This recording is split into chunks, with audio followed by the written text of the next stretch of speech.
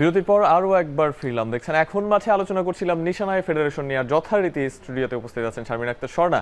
রত্না, অনেক বিষয় নিয়ে আসলে আলাপ করবার আছে এবং বেশ কিছু গুঞ্জনও থাকে।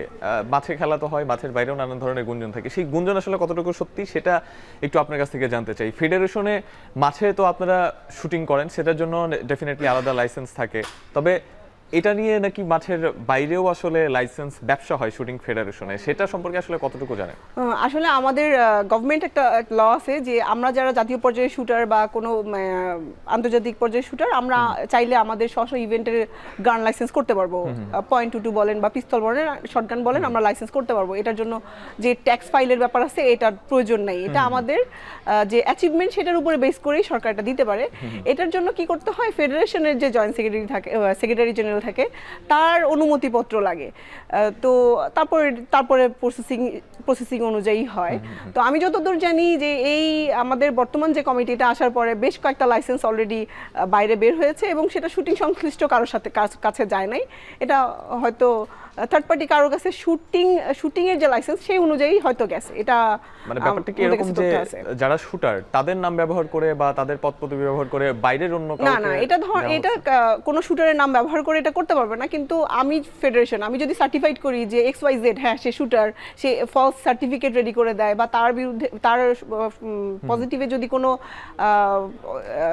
সুপারিশ করে থাকে, যিনি দায়িত্বে আছেন তার সেই অ্যাক্সেস আছে যে 2-4টা বা 5টা। এখন আমি বলবো যে যারা আইন বিষয়ে অভিজ্ঞ বা আমাদের যারা কি বলবো, হ্যাঁ ল মেকার, তারা এটা ইনভেস্টিগেট করুক আদৌ এরকম কোনো কিছু হয়েছে কিনা। কারণ আমাদের কনসার্নই ছিল জিএম হায়দার সাজ্জাদ যে ব্যক্তি, সে সব সময় এই কাজগুলো করে। বেসিক্যালি তার ব্যবসাটাই অবৈধ, সে অবৈধ গুলি এবং ব্যাপারটা কি কোনো ভাবে যুক্ত এরকম?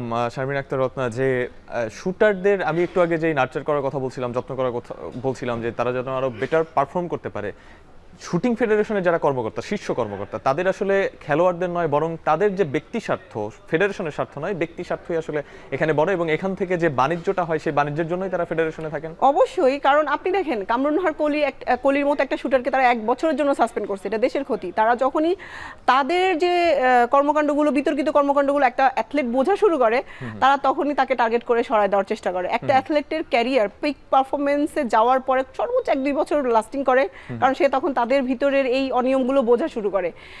আমরা এর আগে এই প্রোগ্রামে কামরুন্নাহার কলি বলে গিয়েছেন যে আমাদের যে প্যারাগন যেটা আছে ওখান থেকে আন্ডার হ্যান্ড সে 1 কোটি টাকা নিয়েছে। তো একটা বিপুল অঙ্ক, যেটা তার কাছে হয়তো এটা অনেক বিপুল, সে এগুলো নিতে পারছে, এই কারণেই সেই জায়গাটার জন্য উঠে পড়ে লাগছে। এটা আমি জানি না অতীতে যারা ছিলেন তাদের সাথেও এরকম তারাও এরকম করছেন কিনা, তবে এরকম কোনো তথ্য তখন ছিল না। কিন্তু এখন আমার কাছে মনে হয়েছে যে এই লোক তো এগুলোই করে যাচ্ছে। একেবারে ছোট্ট করে একটু জানতে চাই যে আজকে হয়তো মন্ত্রিসভা গঠিত হবে, এর আগে আমরা বিভিন্ন সময় দেখেছি যে যারা ক্রীড়া ব্যক্তিত্ব না সেভাবে তারা ওই মন্ত্রিসভার বা ক্রীড়া মন্ত্রণালয় যেটা সেটার দায়িত্বে এসেছেন। আপনারা আসলে কি চান, যে কি ধরনের মানুষ আসলে ক্রীড়া মন্ত্রণালয়ের দায়িত্বে আসবে, এবং যদি স্পোর্টস রিলেটেড মানুষ ক্রীড়া মন্ত্রণালয়ের দায়িত্বে না আসে তাহলে আসলে কি ধরনের সমস্যার সম্মুখীন হতে হয়? আসলে এর আগে আমরা যে সমস্ত ক্রীড়া মন্ত্রী বা প্রতিমন্ত্রী যাদেরকেই দেখেছি, ওনারা হয়তো কেউ ক্রীড়া অর্গানাইজার ছিলেন, স্পোর্টস অর্গানাইজার, কিন্তু কোনো খেলোয়াড় যারা রাজনীতি আসছেন, আমরা মাশরাফি ভাইকে দেখছি, সাকিব আল হাসানকে দেখছি, এদের কিন্তু কখনো কোনো মন্ত্রণালয়ের দিকে দেখিনি। তো আমার কাছে যেটা মনে হয়, হ্যাঁ জয় ভাই ছিলেন, বাট ওনার অ্যাক্টিভিটিসটা ওরকম ছিল না, ওনার হয়তো ওরকম পাওয়ারও ছিল না। তো যে মন্ত্রিসভা গঠিত হচ্ছে, আমরা অবশ্যই চাইবো একজন যোগ্য লোক, যে আমরা মাঠে কিভাবে আমাদের ফিলিংসটা কাজ করে এবং আমরা মাঠে ঘাম ঝরাতে গেলে আমরা কি কি জিনিস ফেস করি এবং সেখান থেকে আরও বেটার করতে গেলে কি কি করা লাগে, এই যে ইন্টারনাল যে ফিলিংসটা, এটা যে বুঝবে, আমি চাইবো যে সেরকম কোনো ব্যক্তিই জানি মন্ত্রী পরিষদে আসুক।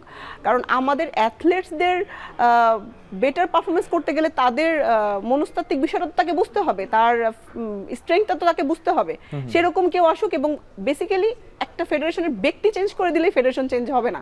আমার মনে হয় পলিসি চেঞ্জ করাটা জরুরি। আমাদের স্পোর্টসকে বিশ্ব দরবারে যদি আমরা হাইস্ট লেভেলে নিতে চাই, তার জন্য যে পলিসির প্রয়োজন, আমার মনে হয় না এই পর্যন্ত কেউ সে ধরনের কোনো পলিসি আমাদের জন্য নিয়ে এসছে বা করছে। তো আমার দাবি থাকবে এটা, এবং প্রত্যাশাও থাকবে যে যাকেই দেওয়া হোক সে যেন আমাদের এই যে ইন্টারন্যাশনাল এরিনাতে আমরা সর্বোচ্চ পর্যায়ে যাব, সেটা করতে গেলে কি কি করা লাগে এবং অ্যাথলেটদের বেটার পারফরমেন্স করতে গেলে কি কি জিনিস ফেস করতে হয় এবং তাদেরকে কি কি দিতে হবে, সেই জিনিস যে বুঝবে সেরকম মানুষকেই জানি। একেবারেই সম্পূরক কোশ্চেন করতে চাই, 30 সেকেন্ডে আপনার কাছ থেকে উত্তরটা চাইবো। সেটা হচ্ছে যে যারাই ক্রীড়া মন্ত্রণালয়ে আসেন তারাই বলেন যে নানান ধরনের পরিবর্তন করবেন, সংস্কার করবেন, কিন্তু পরবর্তীতে যখন দায়িত্ব নিয়ে নেন তারপরে তারা বলেন যে এটা আসলে অনেক চ্যালেঞ্জিং, এখানে এই সমস্যা আছে। বিষয়টা কেন? আসলে এখানে এটা জাস্ট একটা অজুহাত, কারণ যারা এ পর্যন্ত দায়িত্ব নিয়েছে তাদের ওই মেধাটা, ওই ইন্টারনাল মেধাটা নাই যে এই জিনিসটা কত দ্রুত সমাধান করা যায়। আমার কথা হচ্ছে স্বল্প রিসোর্সে আপনি কি করে হাইয়েস্ট অ্যাচিভমেন্ট নিয়ে আসবেন, সেটার পলিসি দুনিয়ার কোথায় নাই।